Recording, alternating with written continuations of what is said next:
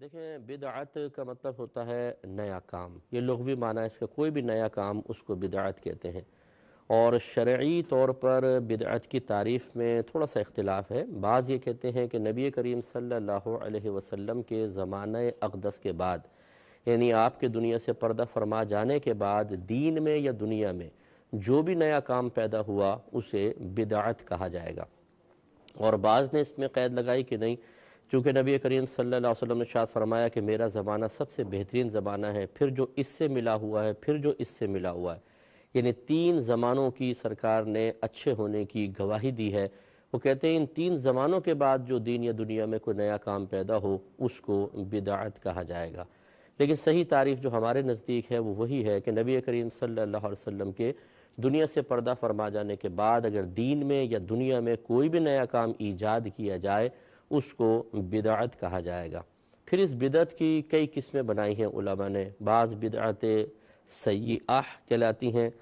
بدعت قبیحہ بھی انہیں کہتے ہیں، بدعت حرام بھی کہتے ہیں، اور بعض بدعت حسنہ ہوتی ہیں اور بعض بدعت مباحہ ہوتی ہیں۔ یہ تین بڑی قسمیں ہیں۔ بدعت سیئہ یا بدعت قبیحہ وہ بدعت ہوتی ہے، وہ نیا کام ہوتا ہے جو دین میں یا دنیا میں پیدا ہو، اور دین میں چاہے وہ عبادات میں کوئی چیز ایجاد کریں، چاہے عقائد کے باب میں کوئی چیز ایجاد کی جائے جو قرآن و حدیث کے خلاف ہو، تو اسے کہتے ہیں بدعت سیئہ یا بدعت قبیحہ، اور یہ بدعت حرام ہے۔ اور اسی کے بارے میں نبی کریم صلی اللہ علیہ وسلم نے ارشاد فرمایا کہ کل بدعت ضلالہ وکل ضلالۃ فی النار، ہر بدعت گمراہی ہے، ہر گمراہی جہنم میں لے جانے والی ہے۔ دوسری ہوتی ہے بدعت حسنہ۔ دین یا دنیا میں کوئی بھی نیا کام ایسا ایجاد کیا جائے جو دین کی تقویت و ترقی کے لیے ہو، لوگوں کو دین کی طرف مائل کرنے کے لیے ہو، اگرچہ اس کے پہلے مثال، اس کی کوئی پہلے مثال یا اس کا کوئی نمونہ پہلے موجود نہ ہو، اسے بدعت حسنہ کہا جائے گا۔ جیسے حضرت عمر فاروق رضی اللہ تعالی عنہ نے اپنے دور میں تراویح با جماعت قائم کرنے کا اہتمام فرمایا، اور آپ نے اس کی جماعت کو دیکھ کر یہ جملہ ارشاد فرمایا کہ نعمت البدعۃ ہذہ، یہ کیا ہی اچھی بدعت ہے۔ اگرچہ بعض نے اس بدعت کو جو یہاں پہ لفظ استعمال کیا گیا اسے بدعت لغویہ پر محمول کیا ہے، یعنی نیا کام، کوئی بھی نیا کام، لیکن جو محقق علماء ہیں وہ کہتے ہیں کہ یہاں بدعت لغویہ نہیں، بدعت شرعیہ ہی مراد ہے، کہ یہ دین میں ہم نے ایک اچھا کام ایجاد کیا ہے، اور چونکہ وہ اس کو اچھا خود آپ نے فرمایا اس لیے اس کو کہتے ہیں بدعت حسنہ۔ تو دین یا دنیا میں کوئی بھی ایسا نیا کام جو پہلے سے اس کا ثبوت تو نہ ہو، لیکن ترقی دین کے لیے یا لوگوں کو دین کی طرف مائل کرنے کے لیے اس کو ایجاد کیا جائے، اسے بدعت حسنہ کہا جاتا ہے۔ اور اس میں لیکن شرط یہ ہوتی ہے کہ اس زمانے کے جو بڑے بڑے علماء ہیں وہ اس کے فعل کی اجازت دیں، ورنہ ہر جاہل آدمی کسی بھی چیز کو ایجاد کر کے کہے گا جی اس میں دین کا فائدہ ہے، اور وہ بدعت عام کرے گا، اور وہ ضروری نہیں ہے کہ دین کے لیے واقعی تقویت کا سبب ہو۔ لہذا بدعت حسنہ کے سلسلے میں ضروری ہے کہ اس زمانے کے جو مستند مفتیان کرام ہیں وہ اس فعل کی تائید کریں اور کہیں کہ ہاں یہ صحیح ہے، تو یہ بدعت حسنہ ویلڈ ہوگی، ورنہ نہیں۔ اور تیسری بدعت مباحہ ہوتی ہے،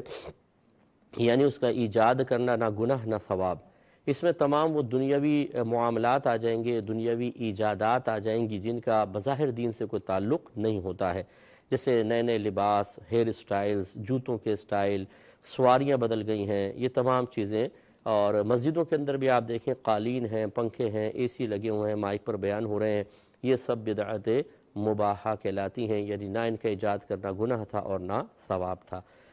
ان تین چیزوں میں فرق نہ کرنے کی بنا پر بعض اوقات غلط فہمیاں پیدا ہوتی ہیں اور اس سے گڑبڑ پیدا ہو جاتی ہے۔ بعض لوگ یہ کہتے ہیں کہ جی بدعت حسنہ کوئی چیز نہیں ہے، صرف بدعت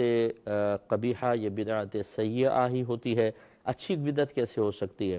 حالانکہ میں نے آپ کو مثال دی، اور دیگر ہم مثالیں بھی آپ کو چند دے دیتے ہیں۔ بعض اس پر یہ بھی کہتے ہیں کہ جی یہ تو دیکھیں نا، اگر کوئی کہے کہ جی آپ پیزا کھاتے ہیں، آپ آئس کریم کھاتے ہیں، آپ نئے نئے کھانے کھا رہے ہیں، کہ یہ بدعت نہیں ہے؟ تو کہتے ہیں یہ تو دنیا کی چیزیں ہیں نا، دین کے اندر نیا کام کوئی ایجاد کیا ہے؟ تو یہ فقیر آپ کو بتا دیتا ہے کہ بہت سی ایجادات ہوئی ہیں۔ حضرت ابو بکر صدیق رضی اللہ تعالی عنہ کے دور سے آپ دیکھیں، سب سے پہلے جمع قرآن اللہ کے نبی نے نہیں کیا، نہ اس کا حکم دیا، آپ نے جمع قرآن کا اہتمام فرمایا۔ پھر دور فاروقی کے اندر تراویح کی جماعت کا اہتمام، دور عثمان غنی رضی اللہ تعالی عنہ میں پہلی جمعے کی پہلی اذان، یاد رکھیں مذہب اسلام میں اگر دیکھا جائے سرکار کے دور میں، صدیق اکبر عمر فاروق رضی اللہ تعالی عنہما کے دور میں صرف جمعے کی ایک اذان ہوتی تھی جو اذان ثانی کہلاتی ہے، جو خطبے سے بالکل تھوڑی دیر پہلے ہوتی ہے۔ یہ پہلی اذان کی ایجاد حضرت عثمان غنی رضی اللہ تعالی عنہ نے کی تھی۔ جب مدینے میں وسعت پیدا ہوئی، لوگ مدینے سے باہر تک پہنچ گئے، بازار قائم ہو گئے، تو جب دوسری اذان دی جاتی تھی تو بڑا کلوز ٹائم ہو جاتا تھا، لوگ بھاگ کے آتے تھے، پھر کسی کی جماعت نکلتی، غسل کا موقع نہ ملتا، جمعے کا اہتمام صحیح طریقے سے جیسا اس کی تعظیم کے وہ لائق ہے ویسا نہ ہو پاتا، تو پھر یہ مطلب آپ نے پہلی اذان کو ایجاد فرمایا۔ اس کے بعد ایمان مفصل، ایمان مجمل، 6 کلمے، قرآن پاک پر اعراب، سپاروں میں اس کی تقسیم، مسجد پر گنبد اور مینار، مدارس کا قیام، پھر بخاری، مسلم، ترمذی، نسائی، ابو داؤد، ابن ماجہ، اس طرح حدیثوں کو جمع کرنا، ان کے عنوانات قائم کرنا، راویوں پر بحث کرنا، اسماء الرجال کے علم وضع کرنا، پھر ہمارے مدارس میں سلیبس کا قیام، مخصوص سلیبس، اس تاریخ کو کلاسیں شروع ہوں گی، اس تاریخ کو ختم ہوں گی، اس تاریخ کو دستار بندی ہوگی، پھر ہمارے جلسے، جلوس، یہ سب کے سب نئی چیزیں ہیں اور سب اس میں پوری امت انوالو ہے۔ جو شخص یہ نعرہ لگائے کہ جی فلاں چیز بدعت ہے، فلاں بدعت ہے، حالانکہ اس پر مسلمانوں کی بہت بڑی تعداد عمل پیرا ہو رہی ہے، علماء کرام، مفتیان کرام نے اجازت دی ہے، وہ بالکل غلط کر رہا ہے۔ اس لیے کہ اگر وہ ایک چیز کو بدعت کہتا ہے تو پھر اللہ تعالیٰ نے اہل علم کو پیدا کیا ہوا ہے، کوئی مر نہیں گئے سب لوگ، اس کو پھر یاد دلایا جائے گا کہ خود آپ 50 بدعتیں ایجاد کیے ہوئے ہیں۔ اب جیسے عرب لوگ رومال ڈال لیتے ہیں، لال رنگ کا رومال، اور اوپر پھر وہ ایک کالی سی پٹی بھی ڈالی ہوتی ہے، رسی سی اوپر ڈال لیتے ہیں، کیا یہ بدعت نہیں ہے؟ یہ لباس کی بدعت ہے، یہ نئی چیز ایجاد ہوئی، نبی کریم نے تو ایسا نہیں کبھی پہنا، اور اس طرح رومال ڈال ڈال کے بیانات بھی ہو رہے ہوتے ہیں، تو کیا یہ بدعت نہیں ہے؟ تو خلاصہ کلام یہ ہے کہ بہرحال بدعت کا ہم نے آپ کو مفہوم بتایا۔ اب جو بھی عمل آپ کے سامنے آئے آپ اسے اسی ترازو پہ پرکھیے اور آپ آسانی سے فیصلہ کر سکتے ہیں کہ کون سی بدعت قبیحہ ہے، کون سی حسنہ ہے اور کون سی مباحہ ہے، اور ان میں اگر ڈاؤٹ پیدا ہو تو پھر علماء موجود ہیں، ہم ان سے معلوم کر لیں۔ کالر ہمارے